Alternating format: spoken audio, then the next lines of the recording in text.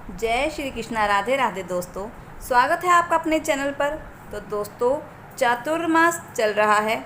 इस चातुर्मास में भगवान विष्णु 4 महीने शयन अवस्था में होते हैं। इसमें कोई मांगलिक कार्य नहीं होता। इन 4 महीनों में ज़्यादा से ज़्यादा भक्ति करने का समय होता है। आज हम चातुर्मास में रोज नित्य नियम से सुनी जाने वाली कथा आपको सुनाते हैं। इस कहानी को आप चातुर्मास में किसी भी दिन कहें अथवा सुने, बहुत बहुत अच्छा होता है। भगवान बहुत प्रसन्न होते हैं और अपने भक्तों पर कृपा बरसाते हैं। तो प्रेम लगाकर मन से सुनिए। बहुत समय पहले की बात है। एक बुढ़िया माई चातुर्मास में पुष्कर स्नान के लिए जाती थी।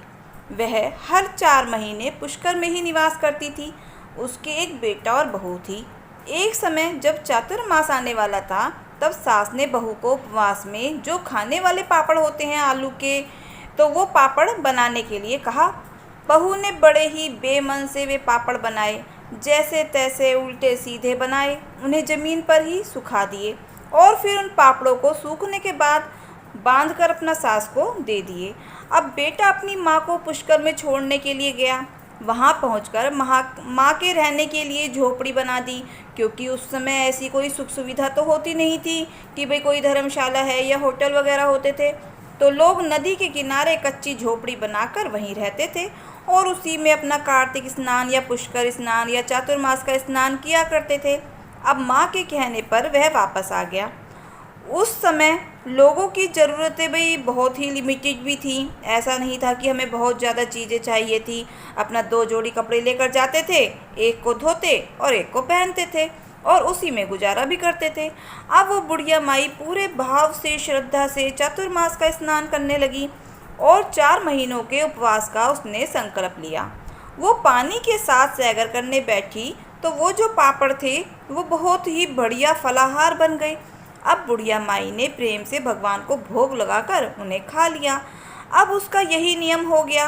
एक रात क्या हुआ, श्रावण मास के देव बुढ़िया माई के पास आए और बोले, बुढ़िया माई दरवाज़ा खोल। बुढ़िया माई ने पूछा, तुम कौन हो?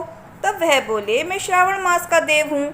अब बुढ़िया माई ने तुरंत ही दरवाज़ा खोल दिया। अब बुढ़िया माई ने बहुत बढ़िया तरीके से शिव पार्वती जी की पूजा अर्चना की, बेलपत्र से अभिषेक किया। पूरा महीना यही नियम रखा। जाते समय श्रावण मास के देव ने झोपड़ी के लात मारी। झोपड़ी की एक दीवार सोने की हो गई, क्योंकि वो तो उसकी कच्ची झोपड़ी थी। उसके बाद हरवस मास के देवता आए। उन्होंने भी बुढ़िया माई को दरवाज़ा खोलने के लिए कहा। तब बुढ़िया माई ने दरवाज़ा खोला और सत्तू बनाकर कजरी तीज मनाई, गणेश पूजन किया। जन्माष्टमी, राधाष्टमी, अनंत चतुर्दशी सब विधि विधान से किया।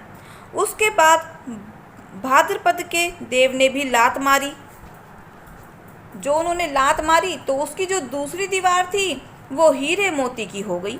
इसके बाद आश्विन मास के देव आए। उन्होंने भी बुढ़िया माई से दरवाज़ा खोलने के लिए कहा।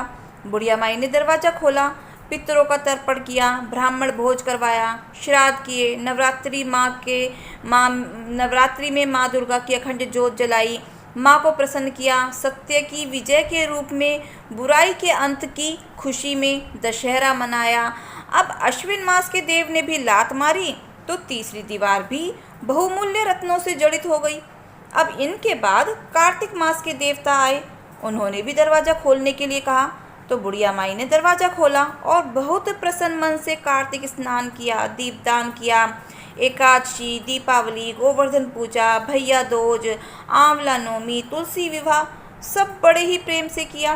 कार्तिक मास के देवता ने भी जाते समय लात मारी तो झोपड़ी के स्थान पर महल बन गया। बुढ़िया माई तन मन धन से गरीबों की खूब सेवा करती, भजन कीर्तन में अपना समय लगाने लगी। अब कुछ समय के बाद बेटे ने कहा, चातुर्मास खत्म हो गया है, मैं अपनी माँ को लेकर आता हूँ। बेटा अपनी माँ को लेने गया तो वहाँ ना तो माँ थी और ना ही वह झोपड़ी थी। झोपड़ी को तो कोई पहचान ही नहीं सके था, क्योंकि वहाँ तो अब महल खड़ा हो गया था। तो उसने आसपास के लोगों से पूछा तो लोगों ने सारी बात बताई और उन्होंने कहा, तेरी माँ की भक्ति तो बहुत ही शक्तिशाली है। जिसे सुनकर बेटा माँ के चरणों में गिर गया और बोला, माँ अब बहुत दिन हो गए हैं, अब घर चलो, तुम्हारे बिना हमारा गुजारा भी नहीं। अब उसने सारा सामान, हीरे मोती, जो कुछ भी धन धान्य था वह सब कुछ समेटा और माँ को घर वापस ले आया।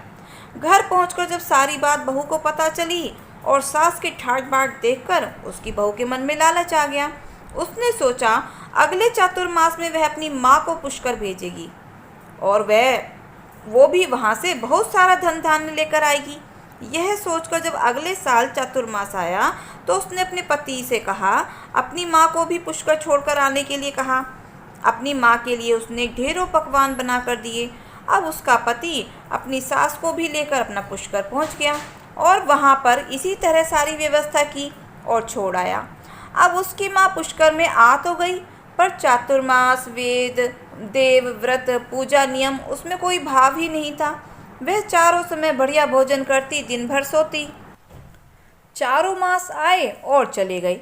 जाते समय झोपड़ी को लात मारी, झोपड़ी गिर गई और बहू की माँ गधे की योनि में चली गई, क्योंकि औरत लक्ष्मी का रूप है और लक्ष्मी की तरह चंचल होना चाहिए। भगवान की पूजा और अतिथि का सम्मान और स्वागत करना ही चाहिए। अब उधर बेटी ने कहा चातुर्मास खत्म हो गया है और अपने पति से कहा कि जाओ मेरी माँ को भी ले आओ। अब पति सास को लाने के लिए पुष्कर जी पहुँचा। अब उसे सास तो कहीं मिली नहीं, झोपड़ी भी वहाँ पर नहीं थी। उसने लोगों से पूछा, उन्होंने बताया कि भाई तेरी सास तो धर्म कर्म कुछ करती नहीं थी, पूरा दिन खाती और सोती थी, जिससे वो गधी बन गई। अब जमाई बड़ी मुश्किल से अपनी गधी रूपी सास को बांधकर वापस घर ले आया। उधर उसकी पत्नी आंख लगाकर बैठी थी कि आज तो उसकी माँ उसकी सास से भी ज़्यादा धन लेकर आएगी और वो धन सबको दिखाएगी। अब पति जब घर पहुंचा तो पत्नी ने पूछा, मेरी माँ कहाँ है? पति ने कहा, तेरे लालच की वजह से तेरी माँ गधी बन गई। बहू बहुत रोई, बहुत दुखी हुई। अब करे तो करे क्या? उसने बड़े बड़े विद्वानों से, पंडितों से, ज्योतिषों से, मुनियों से पूछा तो उन्होंने बताया कि तेरी सास ने सत से स्नान किया, उसके अंदर भाव था, तभी उसे फल मिला, धन वैभव मिला। पर तेरी सत का स्नान नहीं कर रही थी, वो बेटी का दिया खा रही थी, इसी से वो कुयोनि में गई। अब अगर तेरी माँ तेरी सास के स्नान किए हुए पानी से तू अपनी माँ को नहलाएगी तो वह वापस मनुष्य योनि में आ जाएगी।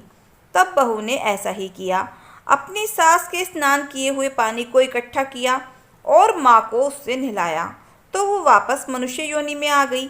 उसके बाद बहू ने अपनी सास से माफ़ी मांगी और दिल से समझ गई कि भक्ति का प्रभाव क्या है। तो हे लक्ष्मी नारायण भगवान, जैसे आपने बुढ़िया माई को दिया वैसे ही सबको देना। कहानी कहते सुनते हुंकारा भरते सभी परिवार वालों को देना और जैसा बहू की माँ को दिया वैसा किसी को न देना। तो प्रेम से बोलो चातुर्मास देव की जय हो, लक्ष्मी नारायण भगवान की जय हो। तो दोस्तों, अगर आपको कथा कहानी अच्छी लगी हो तो वीडियो को लाइक शेयर के साथ साथ सब्सक्राइब अवश्य करें। तो मिलते हैं फिर नई कथा कहानी के साथ। धन्यवाद।